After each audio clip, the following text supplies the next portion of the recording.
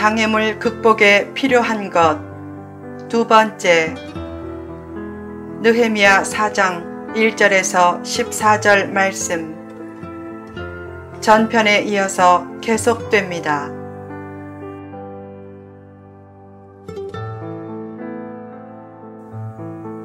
2. 대비. 아무리 위협해도 기도를 앞세워 계속 건축을 진행하자 대적의 방해 공작은 더 심해졌다.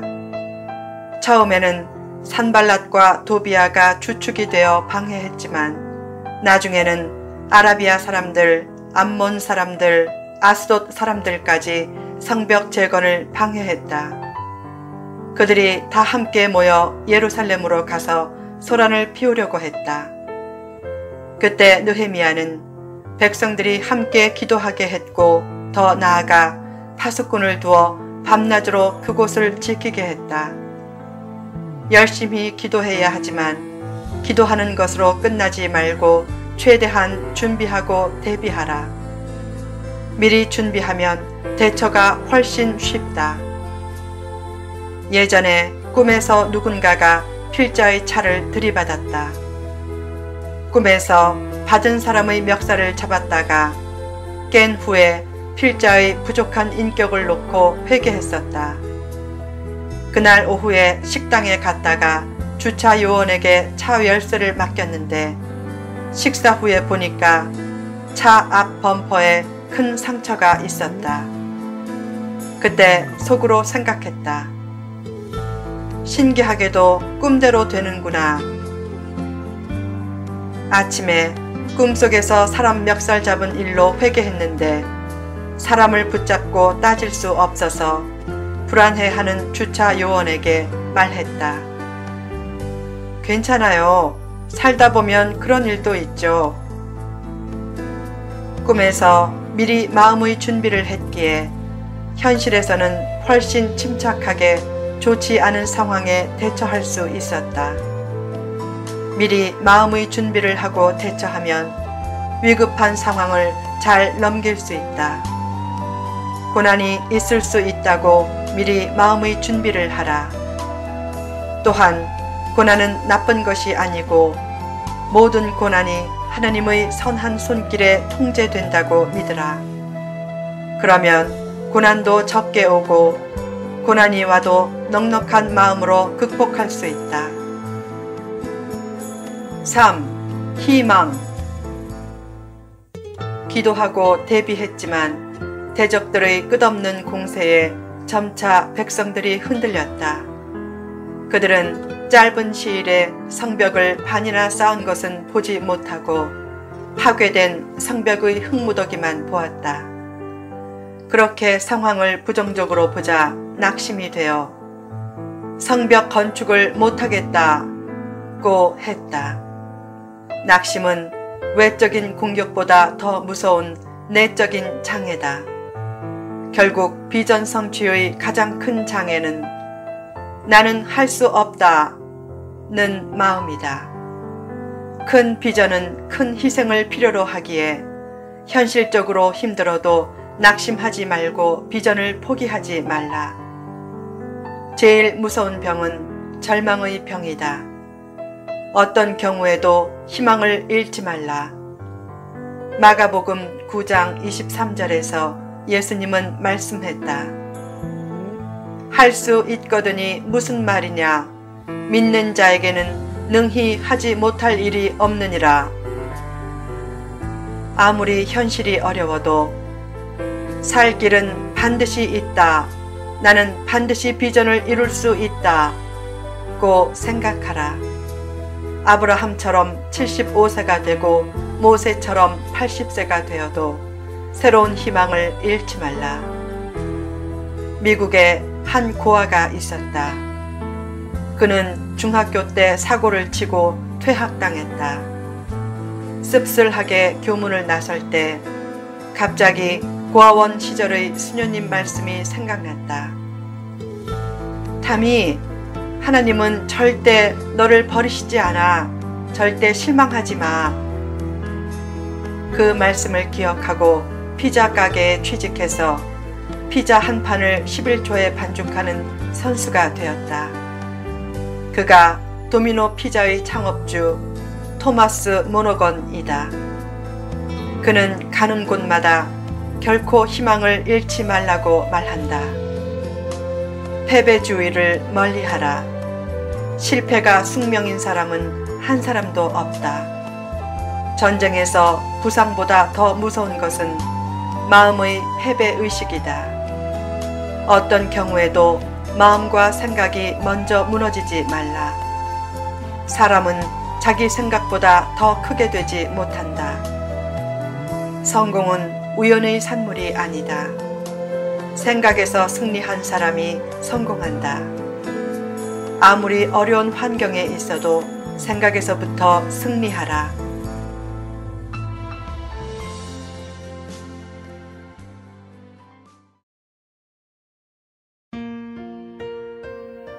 사. 격려. 백성들이 낙심하자 대적들은 성벽 재건 공사에 참여하는 사람들을 죽여 공사를 막겠다고 더욱 나쁜 소문을 퍼뜨렸다. 그러자 대적들 근처에 사는 유다 사람들은 성벽 재건 공사에 참여하는 사람들에게 그 일에만 매달리지 말라. 지금 이곳이 위급하니까 이곳으로 오라. 는 부정적인 메시지를 10번이나 보냈다. 공동체에 내부 분열이 생긴 것이다. 외적인 공격을 받으면 오기로 더 뭉치지만 내부적으로 이 일은 안 된다. 이제 그만두라. 고 하는 부정적인 말이 떠돌아다니면 자멸한다. 외부 공격보다 내부 분란이 더 무섭다. 부정적인 말은 힘써 삼가라. 말하는 것도 삼가고 듣는 것도 삼가라. 현실은 어려워도 힘써 서로 격려해주라. 광야 생활할 때 60만 명 이상의 이스라엘 장정이 부정적인 말 때문에 죽었다. 김구 선생은 할 일을 찾는 백성은 흥하고 원망거리를 찾는 백성은 망한다고 했다. 서로 해야 할 일은 원망하는 일이 아니라 격려하며 세워주는 일이다. 할 말은 적게 하고 할 일은 많이 찾으라. 부정적인 말이 오갈 때 느헤미야는 침투가 비교적 용이한 성 뒤의 낮고 넓은 곳에 수비대를 배치하고 백성들에게 무엇보다 사기가 절실히 필요한 줄 알고 두려워 말고 하나님을 의지하고 가족을 위해 싸우라 고 했다. 두려움은 마음의 대적이다. 내 힘만 의지하면 두렵지만 하나님을 의지하면 두려울 것이 없다. 예수님은 요한복음 16장 33절에서 세상에서는 너희가 환난을 당하나 담대하라. 내가 세상을 이겼다. 고 하셨다. 사람은 난관 속에서 좋은 것을 많이 배우고 결국 작품 인생이 된다. 정도 편안하게 산 사람보다 어렵게 산 사람에게 더 있다. 옛날에 부모가 고생한 모습을 본 자녀들은 부모에게 더 정감을 느낀다. 믿음도 그렇다. 힘들 때 하나님을 추구하면 훨씬 더 하나님과의 인격적 관계가 깊어진다. 세상 사람들은 복 하면 눈에 보이는 것만 찾지만 신앙과 인격을 먼저 생각해야 한다.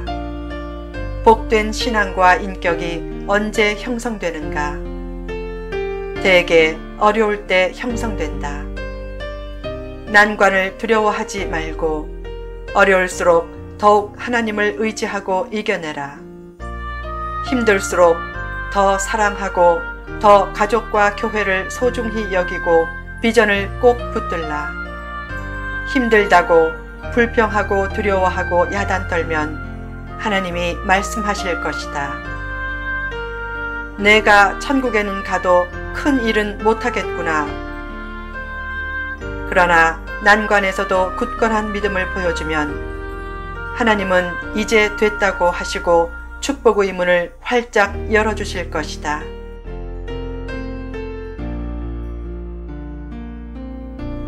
거룩한 비전어리가 되라. 일전에 이런 꿈을 꿨다. 운동장에 교인들이 있는데 저쪽에서 사람 키 정도 되는 거대한 오리떼들이 빠른 속도로 몰려왔다. 오리의 표정도 무서웠다. 교인들이 두려워서 비명을 지르며 여기저기 흩어졌다. 그때 생각했다. 아무리 커도 오리인데 뭐가 두렵나. 그리고 즐거운 마음으로 오리들과 어울려 놀았다. 점차 교인들도 안심하고 함께 거대한 오리랑 놀았다. 운동장에서 오리와의 흥겨운 댄스 파티가 벌어졌다. 그때 자세히 보자 오리의 표정도 어느새 온순하게 변해 있었다. 아무리 큰 고난도 마음 먹고 잘 대처하면 그 고난을 통해 오히려 기쁜 일이 생긴다. 아무리 힘들고 어려워도 비전을 포기하지 말라. 그러면 비전이 이루어지는 꿈 같은 때가 온다. 가끔 필자는 기도한다. 한국에 선교 중심적인 교회를 많이 세울 수 있는 역량을 주시고 필요한 동력자도 붙여주소서. 비전을 이루려면 큰 희생이 필요하지만 희생이 예상되어도 기꺼이 희생을 감수하는 것이 거룩한 비전어리의 태도다. 이스라엘 백성들 사이에 두려움과 낙심이 임할 때 느헤미야는 분연히 일어서서 부정적인 기운을 긍정적인 기운으로 바꿔냈다. 결국 확고한 비전을 가진 리더 한 명으로 인해 성벽 재건의 비전은 지속될 수 있었다. 비전을 가진 리더 한 사람의 힘이 그토록 크다. 지금도 하나님은 역사를 새롭게 변화시킬 거룩한 비전어리를 찾고 계신다. 그 부름에 응답해 하나님의 큰 뜻을 이루는 거룩한 비전어리가 되라.